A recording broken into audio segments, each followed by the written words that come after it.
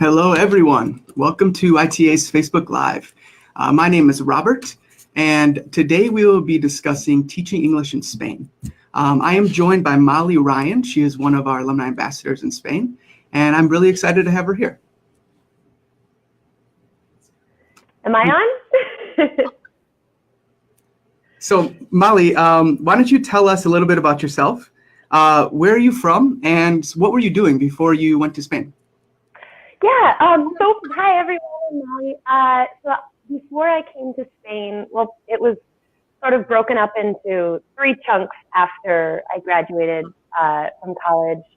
There was 1 year where I lived in Chicago and had a very average job in advertising. After that, I spent 2 years teaching English in Thailand. And then after that, I spent a year in Spain, where I'm currently at now. And that pretty much sums it up. Yeah, so it sounds like that you've spent some time working almost in like the corporate world here in the United States. So why did you want to leave home and go abroad? It was always, and I feel like this is so common for the people who do teach abroad, but I had always wanted to do it. And then it just takes sort of a catalyst, and that came in the form of a job that I hated.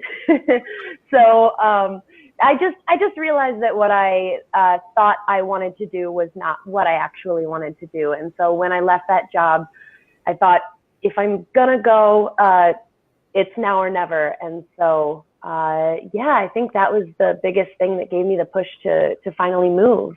So yeah. That's awesome. That's awesome that you're able to sort of come to that conclusion at an early enough age where you aren't like 10 years into your career and you're exactly, like, oh. Which was what I was afraid of and why I didn't want to put it off for too long. Yeah. Definitely made the right move, I'd say. So which TEFL certification course did you end up taking? I did the online one, which has been a few years now, but I believe that's like 11 weeks and 150 hours. But yeah, it was all online except for the volunteer work that I did in person. So yeah, that's definitely one of the most popular options, is to teach or take the course online. Yeah, it's just really flexible and convenient, you know. Exactly. So what are some of the reasons that you were drawn to Spain specifically, like after your time in Thailand? I mean, it's not a super difficult choice because it is a very easy place to live. But I think for me, after Thailand, though I loved it so much, I was just looking for something completely different in terms of lifestyle and scenery, but somewhere that still had, a good quality of life and good weather, of course. But yeah, I just wanted a change, and I think that was the biggest thing that brought me from Thailand to Spain specifically. And I wanted to learn Spanish. That was a big one for me too. Yeah, it certainly helps to be in the home of Spanish to learn it. And yeah, I was kind of in the same situation. I started off in South Korea, and then I went to Spain after that. So again, just kind of like change of lifestyle and very similar. So speaking of Spain and like what drew you there, why don't you tell us a little bit about the hospitality of the people there and sort of the reception that you get as an English teacher in Spain? So when I first came, I was actually pretty nervous, mostly because of the language barrier. And I found really quickly that I didn't need to be, because all of the people here are just so warm and welcoming, and they're all really funny, which was one like unexpected thing. And even before I started understanding what they were talking about or what the joke was, I could just tell that everyone was just constantly laughing and speaking loudly. And in terms of like reception, as you know, an American living in Spain, they're really interested and really curious, because especially here in Valencia, there just aren't enough English teachers. And it's sort of a joke that Valencia is behind in their English. And so, yeah, they're just really excited to have you there. And they're just always asking me questions. They were under, some of my coworkers were under the impression, I'm from Iowa, and they thought that it was still like cowboys roaming around Iowa. So I kind of told them that we were, a little more modern than that. But That's pretty funny. But yeah, they're awesome. I love the people here. Yeah. Yeah, I mean, and you put it very well, that they are funny, just fun-loving people. They're always ready to have a good time and laugh. So have you made many friends that are locals? Like, do you hang out with a lot of Spaniards? Yeah, it's kind of a mix. I have some local friends, but to be completely transparent, they are bilingual because I need to work a little bit more on my Spanish. But yeah, I mean, it's really nice to have them there as part of our friend group to, to explain, but also to laugh over, the cultural differences and just kind of bridge that gap when we're all together, So, but yeah, I'm friends with both other international people as well as some locals. So yeah. That's great. And I mean, it really sounds like you love Valencia. So why don't you give us your top 3 reasons? What is it about Valencia that you love? Oh, that's really hard. Beach, siesta, paella. No. Honestly, Valencia was my first choice, and there really are many reasons. One of them, though, is like cost of living.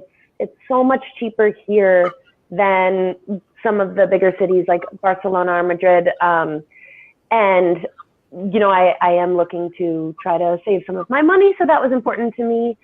I think the location was super important too. So I've got, again, I'm between Madrid and Barcelona, so I can go to these bigger cities, especially if I'm flying out of there.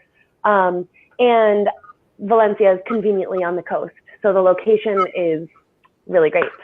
And then I also think just like the amount of things to do and the culture itself. So for me, I just wanted something in the middle. I wanted a city that wasn't too small and wasn't too big, and it's what Valencia has. And I wanted a city that, sort of was modern enough that I'd have things to go and do on the weekend, but had that history that everyone wants to see when they go to Europe, So, and Valencia is definitely a very good mix of the old world and the new. So those are my big reasons. Yeah. Yeah, that's great. And to top it all off, I think that you are in the home of the best dish in Spain, which is Valencian paella.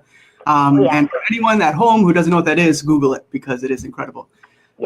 So for anyone who is just joining us now, today we are joined by Molly Ryan, and we are discussing teaching English in Spain. So let's dive in a little bit to your job. Why don't you tell us about teaching in the Auxiliares program? Like, what are your hours? What does your classroom look like? And how old are your students? Okay, so every school is different, but the things that are uniform across anyone who's doing this program is that the maximum amount of hours is 16. So I work maybe 14 per week, so a pretty heavy job load. But my boyfriend is doing the same program, and he works from about 9 to 1, 4 days a week. For me, it's a little different. I work from about 9 to 11 or 12, and then I have this 3-hour gap to work on, to go out of the school, work on other things, and then I come back and work for a couple more hours. But I think almost everyone doing this has a 3-day weekend, whether that's Friday through Sunday or Saturday through Monday. So that's super nice. My day-to-day is also completely different. I teach all the way from ages 5 years old to 12 years old. And mainly my role is, well, we do a lot of games and activities. And so I work with 3 different teachers, depending on the class. And we just work together. For each teacher that I work with, there's a different teaching style. So some, it's like I teach and then they teach, or others were working together simultaneously. So I guess what each class looks like is a little bit different. But yeah, I mean, is there anything else that you were wondering about for the day-to-day or the school? Yeah, so you just mentioned that you went abroad with your boyfriend. That's actually something that I did with my fiance. We both went through the auxiliary arts program. Yeah, okay. We lived in San Sebastian, and then we both commuted out to smaller towns where we worked. So how about you and your boyfriend? Do you work near each other? Do you both work in Valencia? What does that look like? It sounds like it's exactly what you did with your fiance. So we both go to smaller towns just outside of the city. For him, it's like a 30-minute bus ride, and for me, it's about a 30-minute train ride to opposite ends. And what was nice, too, that I should mention for anyone who might be interested in this is that there is, as you probably know, the option to have a partner when you apply. So in a lot of cases, they can keep two people together if you are traveling with a partner. But yeah, so we live in Valencia City, and then we both commute each day. Great explanation. So why don't you tell us a little bit about how you found the job through the auxiliary hires program? Like, how does that work? For me, it was word of mouth. And also, there aren't that many outlets to teach in Spain. Like, it's not like Thailand where you can just, show up with your TEFL certificate and your degree and just look for a job. So what I'm doing is the auxiliary program, which is through the government. And so you have to fill out a lot of documents and forms online.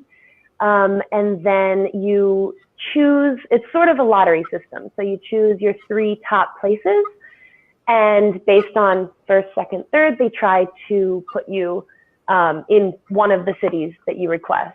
I got lucky because Valencia was my number 1. But you can't choose exactly where you go. So you apply online through the government website, and just make sure that you have all of the documents that are listed on the site. And then it's a waiting game, really. Yeah, bureaucracy in Spain. Who'd have thunk it, huh? Oh, yeah. So true. So what was the visa process like then? Were you able to get a visa with this job? Yeah, so last year and this year, I had a student visa. So although we're not students, it's sort of like a loophole that allows you to live and work here because, of course, they first and foremost give jobs to the Spaniards. And so to bring in these native English speaking teachers, they have to put them on a student visa.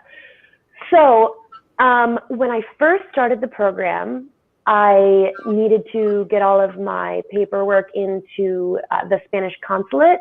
I was closest to the Chicago one. But then if you renew, which I did, you can just stay in Spain and you submit these renewal documents, which are less and slightly different from the first year. And then you just renew your visa, and the second year was definitely a lot more simple and straightforward. Yeah, that sounds like a much easier process than the original. Yeah, so sure was. How long do you plan on renewing? Yeah, this is still a little bit up in the air. I think this will be my last year, not because I don't love it, but because it seems that 2 years is just like a perfect point to go and try somewhere else. And because it's like sort of, we took a chance going from somewhere so different, Thailand to Spain. And so now we're kind of itching to be like, well, what else can we do? Where else can we go? And so yeah, it's just, I think we're just ready for the next place after this year, of course. So yeah, I mean, that is sort of the beauty of this industry, this field is, once you have that TEFL certification, the world is kind of your oyster. Exactly. Yeah. So how's your Spanish? Are you learning it? Do you feel comfortable with it? How's that coming along? I feel so much more comfortable now. Of course, I still have oh, so many awkward moments where 10 minutes later, I think about what I said in reality. So, I started taking classes when I first came here, and I took monthly classes. So you pay for the month, and then it's 2 classes per week for me. And they were a huge help to build my Spanish foundation. And then once some holidays came along, I sort of took a hiatus to practice what I had learned. But meanwhile, still listening to podcasts and going to language exchanges at cafes and bars, and just talking to some of my friends and coworkers to practice Spanish. So when I look back at when I first came and now, it is just worlds better, and I can have a conversation. But of course, I have some more work to do before I really feel confident. Yeah. It's going well. That's good. That's good. I mean, most of the time it's just being able to practice with people. Yeah, exactly. Mm-hmm. And maybe if you do get closer to fluency, you'll want to renew again in Spain. So do you know, is there like a cap on how many times that you can renew through the Auxiliaris program? I believe they said it was 2 or 3, but it sounds like it's pretty simple to talk to I guess whoever is in control of your region in Spain, because there are people in the Facebook groups that I'm a part of who have been renewed for up to 5 years. So I think they say 2 or 3, but at the end of the day, there are always more options. Yeah, and to say that rules don't sometimes apply in Spain might be an understatement. Yes. I'm worried about saying that publicly, but yes, that's so true. So true. So what are your favorite places to go to in Valencia, and why do you like going there? Oh man, it's hard to narrow it down, but I think the places where I loved and went the most, especially in the summer, is Turia Park. Is this huge park, which actually used to be a river that was drained after some floods, and now it's this big, beautiful park where there are bike paths, and you can stop for picnics. People play pickup basketball, football, rugby. I mean, you can just go there and spend a whole day. So I really love going there. There's also this place near the beach.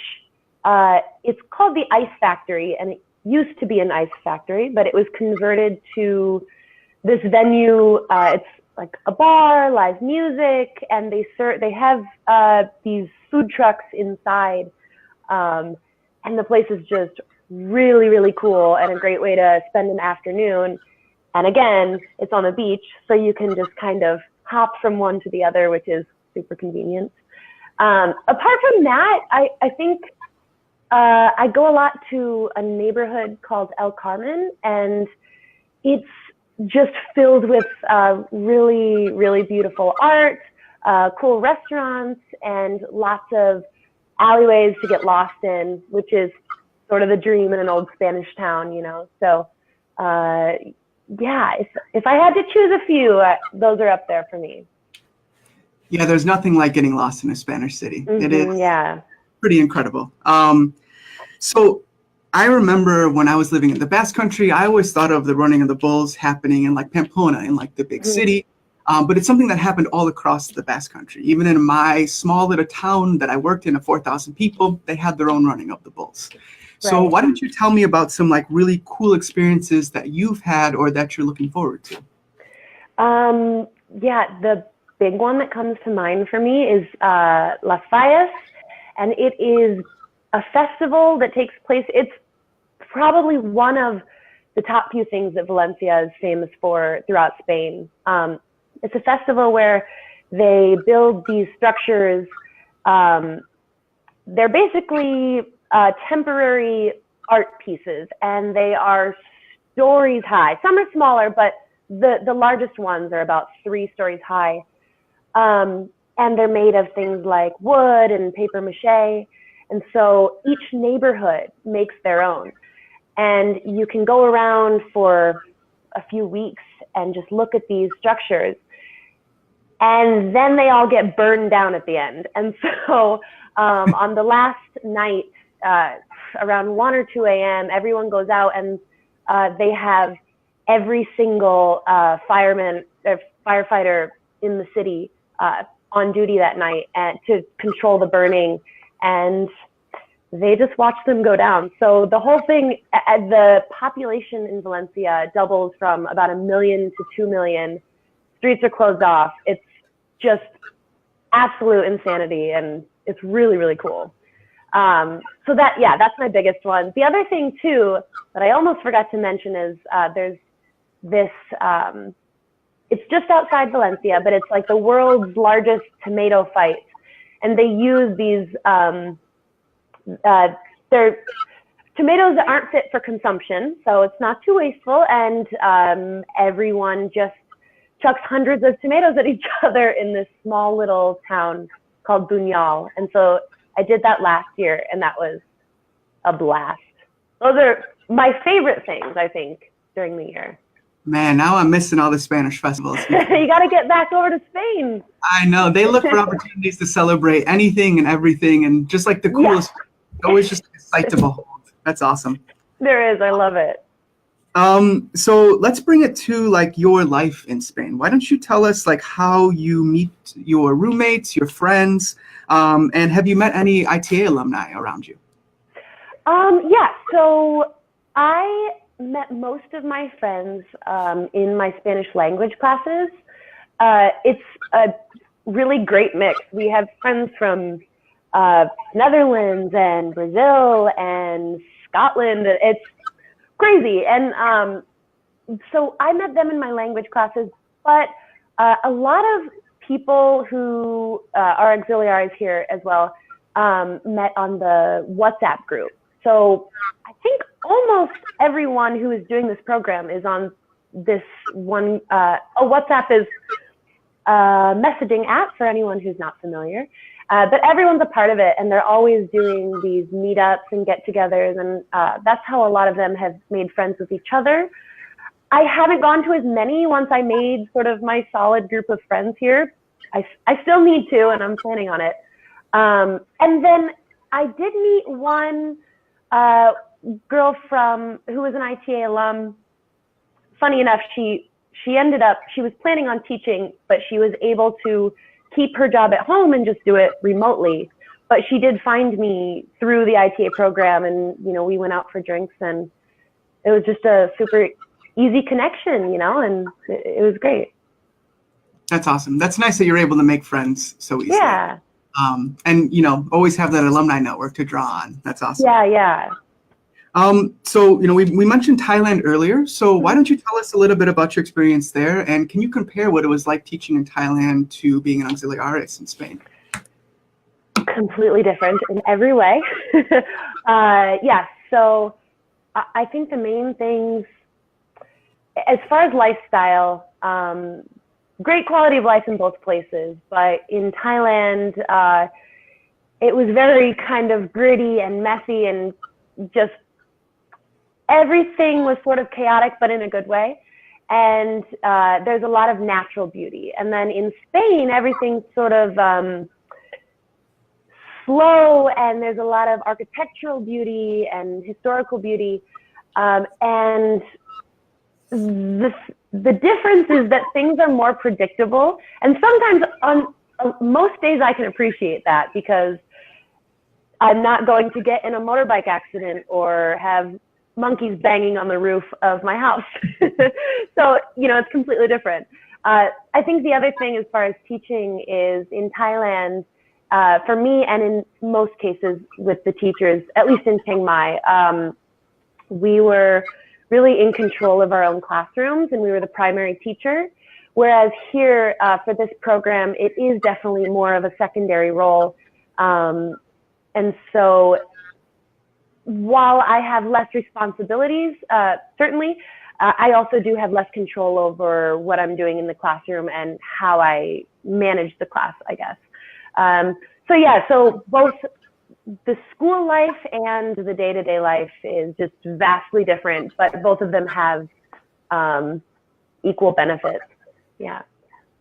Yeah, I think I had a very similar experience going from. Yeah, I kind of forgot that you also went from Asia to Europe, so you probably know exactly what I'm talking about for the most part. Yeah, sort of like stepping back from being, like you said, the primary teacher to more of an assistant type of role. Yeah. I definitely struggled with like the lack of, I guess, convenience compared to South Korea. Like South Korea had 24-hour stores everywhere, and they would deliver you a paper towel roll if you asked them to. Where in Spain, they'll, shut down the stores for 2 hours in the middle of the day just for a siesta, So it's very, yes, I completely understand. And it's so funny you say that, because I had no idea that today was some holiday that I'm still unfamiliar with. And everything is closed. The grocery store is closed. So after this talk, I'm going to need to figure out where I'm getting dinner, because yeah, the convenience is just completely different. Yeah, they run on their own schedule. A lot more planning ahead for my groceries, like you said. Oh yeah. So you also do some online teaching. You teach English. Can you talk about that? Like, how did you find your job, and what is that experience like? Yeah, this is super, super common for the teachers in Chiang Mai. I truly didn't have any coworkers who weren't also working online for supplemental income. So the way I found the job was just through my friends who were doing it. I work for VIP Kid, and they have a great referral system. So if I refer someone or my friends refer me, they'll kick back some money for the teachers. And so everyone was, referring each other. So it's really a convenient job to have. I've been doing it for 2 or 3 years now. And it's really as simple as getting my computer set up, which is like this, but more toys in the background. And I talk one-on-one with Chinese students, sort of as a Skype platform, but they have lessons already drawn out for you. And so, yeah, it's a very convenient gig, I guess. And I don't know. I've been doing it for a while now. So. Yeah, I taught with VIP Kid for 2.5 years, so same boat. But not anymore? Not anymore. Since I started working with ITA, I started. I thought maybe that might take up a little more of your time. So. Yeah. But I still miss my students. Like, do you find it easy to really make connections with your kids online? Yes, I do. I would say half of my students are regulars, and there will be one day when I'm not teaching online anymore, and I think it would be really hard to not see them every single week. It's really, you think that online is going to be disconnected and impersonal, but it's just not at all. You still make these relationships with your students. So yeah, I really enjoy teaching online. Yeah, I feel like I had trouble explaining to people just how much of a connection you can make with the child, even through your computer. Exactly, Students send me letters to the United States through VIP Kid, and it's so sweet. I got flown out there to Beijing, and I got to meet Yeah, through the company or on your own, or? The company, yeah, through one of their Beijing. Wow. That must have been incredible. It was. Getting to see the students face to face just brought it to like a whole new level. But through the camera, I still miss my students. Talking to them. Like you said, it's really for a second. Yeah. So why don't you tell us the last funny thing that happened to you while you were teaching? This could be VIP Kid or in Spain. Oh, I think. Oh man, I will say there are so many funny stories across both in the classroom and online. A lot of strange things online, because I think parents and families don't always realize their kids on camera. But I think the last funny thing that happened to me would have been last week, actually. Small thing, but it really goes to show a lot about how we learn languages. So I'm sure you know this, but salud in Spanish is just a general term for health. They say it when you sneeze, and they also say it when you're cheersing and clinking glasses. Whereas in English, when you sneeze, usually people say bless you, and when you're clinking glasses, usually we say cheers. But one of my students didn't realize that, and so I sneezed while I was teaching, and she yelled out cheers, but like very confidently. Like she thought she was saying bless you in my language, but yeah, she was saying cheers. It was really cute and hilarious. But yeah, but I mean, man, every day has some new funny thing with my students. So I want to do a quick plug, Molly. You have a pretty amazing story to tell. And ITA is actually, we're launching a film festival. And there's about 4 weeks left. The deadline is February 15th to submit your short film. So maybe you could sort of enter in a film about your life and experience teaching, in Thailand and Spain and all the way in VIP Kid, teaching kids in China. Yeah, I have to say, my boyfriend has been working pretty hard on his submission. So, yeah, and he's actually having a lot of fun with it. And so while I'm not sure if I will be submitting yet, I know that he will. And I am in quite a few of these clips teaching and traveling and stuff. So, Awesome. So yeah, you can look forward to that. Pat on the back for me, will you? That's great. I will surely do that. All right. Well, thank you, everybody, for joining us. Molly, you have been incredible. Thank you for sharing your experiences in Spain. And I look forward to, hopefully speaking with you again and seeing everybody next time. Take care. Yeah, I'm really happy to be here. See you. Goodbye.